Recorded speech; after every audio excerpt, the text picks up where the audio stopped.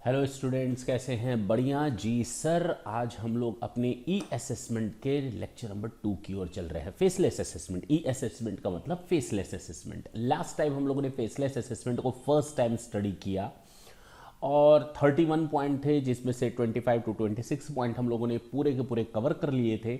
बहुत ही इजी था, बहुत आसान था, जिसमें हम लोग को केवल इतना याद रखना था, इतना मतलब उनके यूनिट्स के नाम याद रखने थे कि एक एनएफएससी होता है, एक आरएफएससी होता है, एक असेसमेंट यूनिट होता है, वेरिफिकेशन यूनिट होता है, टेक्निकल यूनिट होता है और रिव्यू यूनिट होता है। That's it. इतने यूनिट्स होते हैं जो अपना अपना काम करते हैं, अपने अपने फंक्शंस को अंजाम देते हैं और लास्टली एक असेसमेंट पास होता है। एनएफएससी उस असेसमेंट को पास करती है। लेकिन हाँ, असेसमेंट यूनिट का जब ड्राफ्ट ऑर्डर आता है तो अच्छा, ड्राफ्ट ऑर्डर असेसमेंट जब असेसिंग ऑफिसर का मिलता है, यानी असेसमेंट यूनिट का मिलता है एनएफएससी को, तो तब एनएफएससी उसको ऑब्जर्व करती है, सारे पॉइंट्स को कंसीडर करती है और अल्टीमेटली एक असेसमेंट ऑर्डर पास हो जाता है और सारा का सारा सिस्टम इलेक्ट्रॉनिक वे में होता है। लेकिन लास्ट पॉइंट में मैंने कहा था कि जब एक assessment draft final assessment order pass होता है एसएससी के ऊपर, तो असेसमेंट यूनिट इसको भेजती है किसके पास? एनएफएसी के पास। और एनएफएसी क्या कहता है कि भैया हम आपको मतलब सारा कुछ करने के बाद वो अगर वेरिएशन होता है तो वो भेज देती है किसको? एसएससी को। अपॉर्चुनिटी ऑफ बीइंग हर्ड दिया जाता है। अच्छा, एसएससी क्या करता है? अब एसएससी के पास कुछ ऑप्शंस हैं। एसएससी के पास कुछ ऑप्शंस हैं। या तो वो अपना उन वेरिएशंस पर कंसेंट दे दे, असेसमेंट ऑर्डर पर अपना consent they they, yes I am ready to make the payment of balance amount of taxes, penalty, interest and whatever the case is, या उस पर ऑब्जेक्शन करे। अब ऑब्जेक्शन एसएससी दो जगह कर सकता है। एसएससी दो जगह ऑब्जेक्शन कर सकता है। या तो असेसिंग ऑफिसर के पास, असेसिंग ऑफिसर के ऑर्डर या वेरिएशंस के अगेंस्ट ऑब्जेक्ट रेज कर सकता है क्योंकि उसको सुनने का मौका दिया गया है, या फिर वो डीआरपी में जा सकता है, डिस्प्यूट रेजोल्यूशन पैनल में जा सकता है। सर ये बात आपने जाते जाते कही थी। चलिए मैं एक काम करता हूँ, ये 4 पॉइंट जो है ना आपके, ये अपने आप कवर हो जाएंगे when you will complete the section 144C। देखिए हर जगह यूज हो रहा है 144C, 144C, 144C, each and every place you will find the same thing. तो क्यों ना एक काम किया जाए, पहले 144C को ही स्टडी कर लिया जाए, उसके बाद इस पॉइंट को देखेंगे। तो hardly it will take 2 to 3 minutes to complete the rest of the 4 points. चलिए 144C के बारे में बात करते हैं, reference to dispute resolution panel. अब हुआ क्या है कि एक डिस्प्यूट रेजोल्यूशन पैनल बनाया गया है कि अगर एसएससी चाहे तो वो असेसिंग ऑफिसर के पास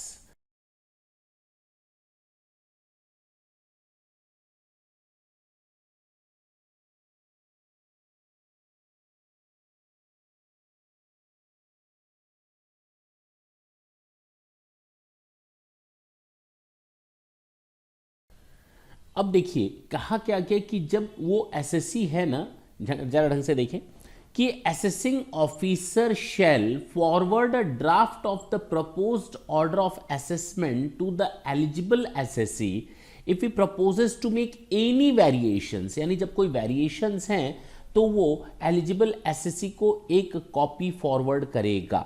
ठीक है, इन द इनकम और loss return which is prejudicial to the interest of such SSC, यानी अपॉर्चुनिटी ऑफ बीइंग हर्ड दिया जा रहा है उस एसएससी को। अच्छा, क्लियर है सर? कहता है ऐसे ड्राफ्ट ऑर्डर को मिलने के बाद ऐसा eligible SSC with in 30 days, कितने दिनों के अंदर? 30 दिनों के अंदर ऐसा ड्राफ्ट ऑर्डर मिलने के अंदर या तो अपनी एक्सेप्टेंस दे दे, हाँ मैं अपना नोडिंग कर ले, या फिर कहे ना। और जब वो कहेगा ना तो इसका मतलब वो ऑब्जेक्ट कर रहा है और अपने वो ऑब्जेक्शंस को रिकॉर्ड करवाएगा। कहां पर? उन वेरिएशंस के खिलाफ। कहां पर? असेसिंग ऑफिसर और डिस्प्यूट रेजोल्यूशन पैनल के पास। असेसिंग ऑफिसर और डिस्प्यूट रेजोल्यूशन के पास वो उन ऑर्डर्स, उस वेरिएशंस के खिलाफ अपना ऑब्जेक्शन रिकॉर्ड करवाएगा। ठीक है, असेसिंग ऑफिसर कंप्लीट करेगा असेसमेंट उस ड्राफ्ट ऑर्डर के हिसाब से अगर एसएससी ने कहा हाँ हम आपके साथ हैं, ये फाइल हिज एक्सेप्टेंस, वो कह देता है हाँ मैं आपके साथ हूं। तो असेसिंग ऑफिसर को क्या प्रॉब्लम है भाई उस ऑर्डर को फाइनलाइज करना? अगर एसएससी हाँ कर देता है तो उन वेरिएशंस को हाँ करता है तो। लेकिन अगर वो कुछ नहीं बोलता और 30 दिन खत्म हो जाते हैं, क्योंकि उसको 30 डेज का मौका दिया गया था अपनी हाँ करने का या ना करने का, उसने ना हाँ की ना की, तो भी मान लिया जाएगा कि भैया आपने हाँ कर दी, और जैसे ही 30 डेज कंप्लीट होंगे उसके ऊपर असेसमेंट ऑर्डर पास हो जाएगा, उस ड्राफ्ट ऑर्डर को फाइनल कर दिया जाएगा। लेकिन ढंग से सुनिए, मेरी बात ढंग से सुनिए, 30 दिन के अंदर अंदर एलिजिबल एसएससी के पास पावर था कि वो डीआरपी के पास और असेसिंग ऑफिसर के पास ऑर्डर को ऑब्जेक्ट करे, डीआरपी के पास और असेसिंग, या फिर हाँ कर दे। हाँ करने में कोई दिक्कत नहीं है, असेसमेंट ऑर्डर जो ड्राफ्ट हुआ था वो फाइनल हो जाएगा। ना करने का 30 दिन का मौका था, उसने ना कर दिया।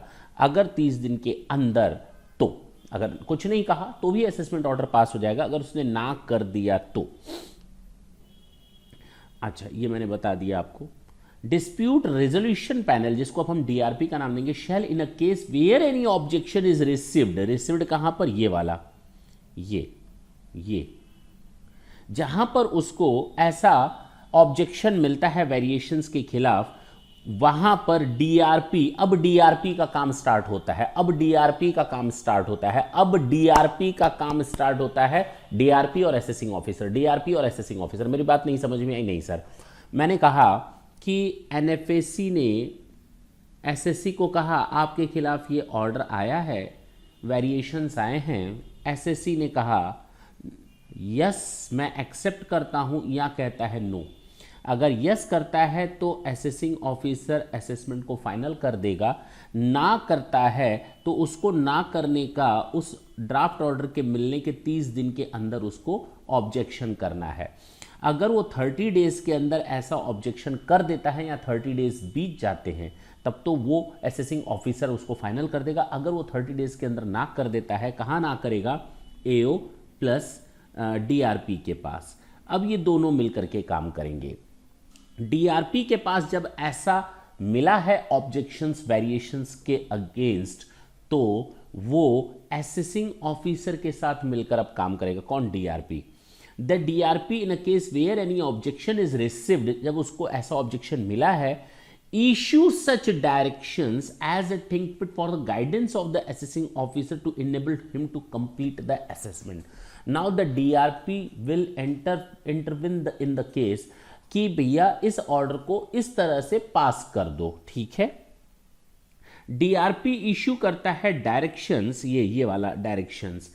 इन चीजों को देखने के बाद ऐसा नहीं है कि डीआरपी हवा ही डायरेक्शन दे देगा असेसिंग ऑफिसर को। वो क्या चेक करता है फिर? ये 5 के हिसाब से डायरेक्शंस या गाइडलाइंस देता है असेसिंग ऑफिसर को। वो क्या चेक करता है?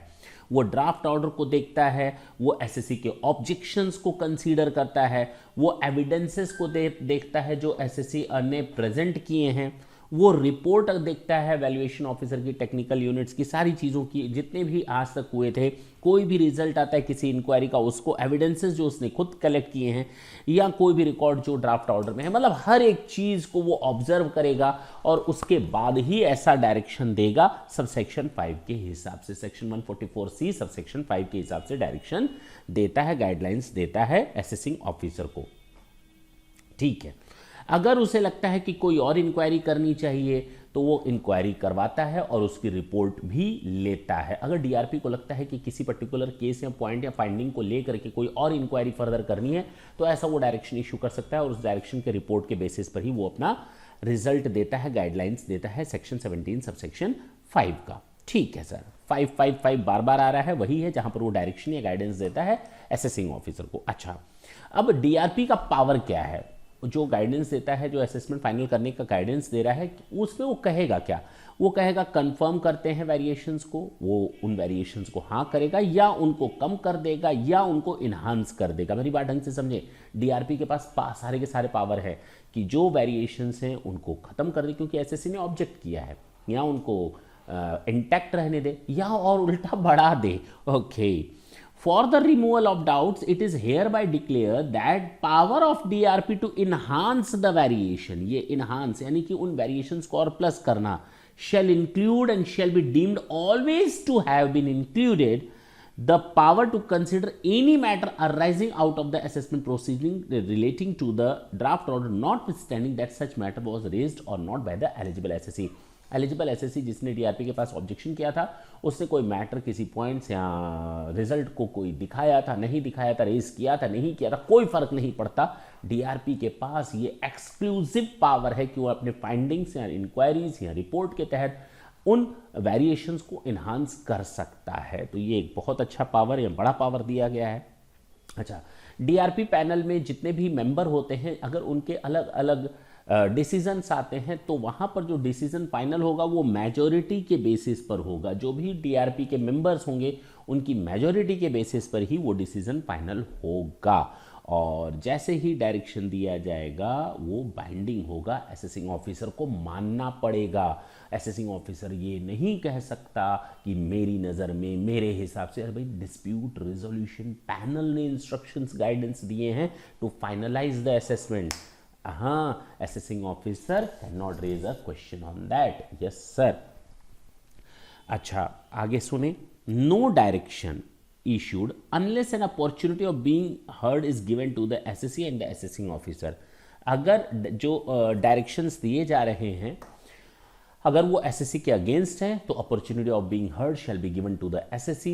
if the directions are against the variations which were ordered by the assessing officer, then yes, opportunity of being heard shall be given to the assessing officer। okay, जिसके against होगा order उसको opportunity दी जाएगी।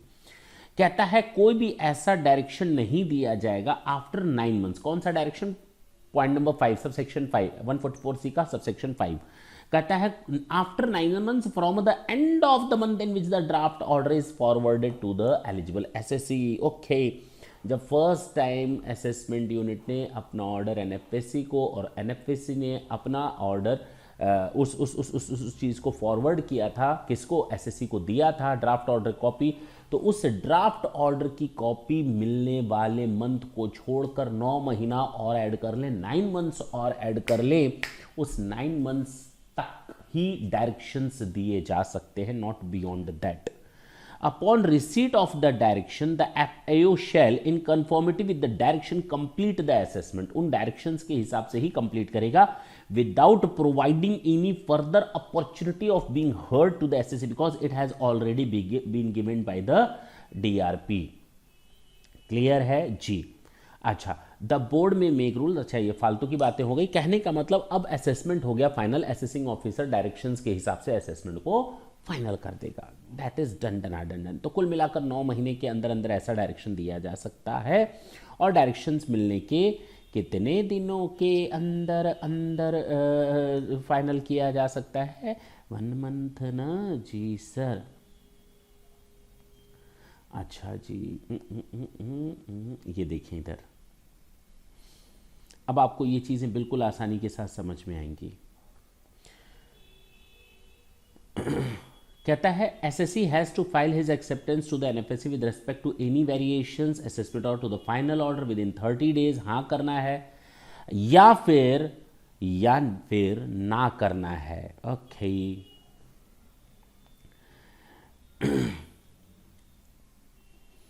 upon receipt of the acceptance from the eligible SSC or if no objections are received from the eligible SSC within 30 days period as specified, the NFSC has to proceed to finalize the assessment within the time allowed, 1 month from the end of the month in which the acceptance is received or period of 30 days or to object the draft order is expire।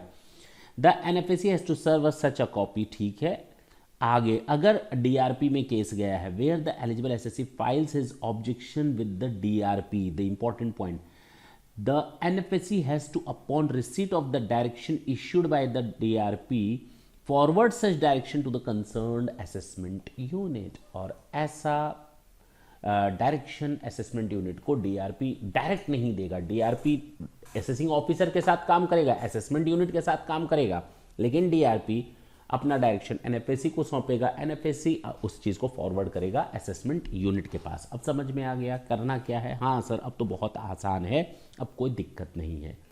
बाकी सब आपको अब मालूम है कि करना क्या है। जो ऑर्डर होता है वो 1 महीने के अंदर फाइनल होता है, वो मैंने बता दिया, सारी चीज़ें हो गई। और लास्टली एओ के पास सारे के सारे रिकॉर्ड्स इलेक्ट्रॉनिकली सबमिट कर दिए जाते हैं। एनएफएससी सारा का सारा रिकॉर्ड फाइनल असेसमेंट होने के बाद एक शेयर कर देता है किसको, असेसिंग ऑफिसर को। ठीक है ना, ये आपका इंपॉर्टेंट पॉइंट था सेक्शन 144C, और बहुत ही सिंपल और छोटा सा टॉपिक था। ये डीआरपी कहने के लिए तो छोटा टॉपिक है, लेकिन हाँ अगर आप इसे देखें, ढंग से समझें, तो आपको within 30 days from the date of receipt of draft order, within 30 days, 1 month, within 1 month from the end of the month, हाँ या ना, ऐसे करके ये सारे वर्ड्स लिखे। 9 months from the month in which the order was first received, means direction was first, मतलब ऐसे करके जो वर्ड लिखे हुए ना, कैसे कैसे, मैं आपको एक बार सारी चीज़ें बता देता हूँ। जरा देखिए कहाँ कहाँ कौन कौन से वर्ड थे, ताकि आपका उस एग्जामिनेशन को डील करते समय ये प्रॉब्लम ना आए। देखिए ये सबसे पहले, the on receipt of the draft order within 30 days of the receipt by him, तो date of receiving of the draft order से 30 डेज के अंदर हाँ या ना करना है। ठीक है, फिर कहता है असेसिंग ऑफिसर पास कर देगा order within 1 month from the end of the month in which the acceptance is received और the time is expire. End of the month, जिस महीने में ऐसा टाइम बीत खत्म हो गया या उसका नोडिंग मिल गई यस में, तो उस मंथ के बाद 30 डेज, यानी एक के बाद एक, 9 महीने के अंदर अंदर डायरेक्शन इश्यू किए जा सकते हैं, उससे ज्यादा नहीं। और सब कुछ होने के बाद देखिए ना, from the end of the month in which the draft order is forwarded to the eligible SSC first time, जब एनएफएससी से एसएससी को मिला है उस महीने के खत्म होने के बाद 9 महीने के अंदर अंदर डायरेक्शन इशू करने हैं। और जैसे ही डायरेक्शन इशू होता है फाइनल 1 महीने के अंदर हो जाता है। ठीक है ना, यही आपको याद रखने हैं, बाकी इसमें कुछ भी याद करने लायक नहीं है। नेक्स्ट सेशन में हम लोग फिर आगे बढ़ेंगे नए पॉइंट्स के साथ। तब तक के लिए tata and bye bye. Hope so कि ये सारी चीज़ें आप करेंगे। बहुत ही सिंपल टॉपिक था, ज़्यादा टेंशन वाला टॉपिक नहीं था। नेक्स्ट सेशन में फिर मिलेंगे, तब तक के लिए tata and bye bye. Thank you, thanks a lot.